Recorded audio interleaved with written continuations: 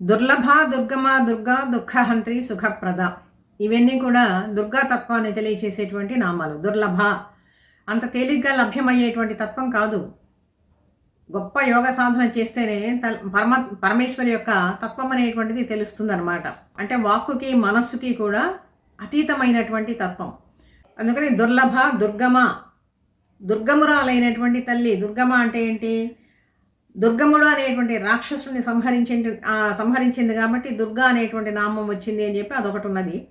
చాలా పొందటానికి శక్యం కానటువంటి తల్లి, అసాధ్యమైనటువంటి కార్యాలను కూడా సుసాధ్యం చేసేటువంటి తల్లి అని కూడా ఇది కూడా ఒక అర్థం మనం చెప్పుకోవచ్చు. దుర్గానామంతో పూజింపబడుతూ ఉన్నది. ఇంద్రాది దేవతలు సైతము కూడా వాళ్ళ కష్టాలు వచ్చినప్పుడు దుర్గాదేవిని ఆశ్రయించేటువంటి వాళ్ళట. వాళ్ళందరికీ ఆశ్రయ స్థానమైనటువంటి తల్లి. దుర్గమాలన్నింటినీ కూడా, అంటే కష్టాలని బాధలని అన్నింటినీ కూడా నివారించేటువంటి తల్లి దుర్గా. ఇదిగాక కుమారి పూజ చేసేటప్పుడు, బాలా పూజ చేసేటప్పుడు 9 సంవత్సరాలు వయస్సు కలిగినటువంటి బాలికను దుర్గా అని చెప్పని అంటారు. నవవర్షాత్ భవేత్ దుర్గా. నవదుర్గలు అనేటువంటి పేర్లు కూడా మనం వినే ఉంటాం. ఇది ఇంకొక దుర్గాదేవిని, పరమేశ్వరుని ఆరాధించేటప్పుడు ఈ విధంగా కూడా ఆరాధిస్తూ ఉంటారనమాట. ఇది ఒక మార్గం, ఇది ఒక ఉపాసన, నవదుర్గోపాసన. ఆ నవదుర్గల పేర్లు మనం తెలుసుకుందాము.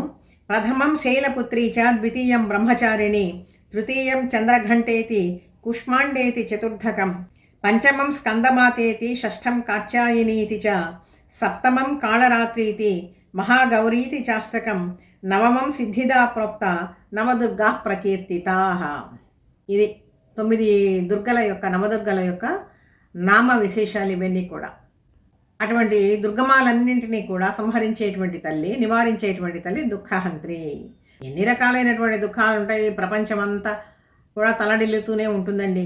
ప్రతి ప్రాణి కూడా నేను ఏనాడు దుఃఖపడలేదు అని చెప్పగలిగినటువంటి వాడు ఎవడైనా ఉంటాడా లోకంలో? ఎవ్వడూ ఉండడు.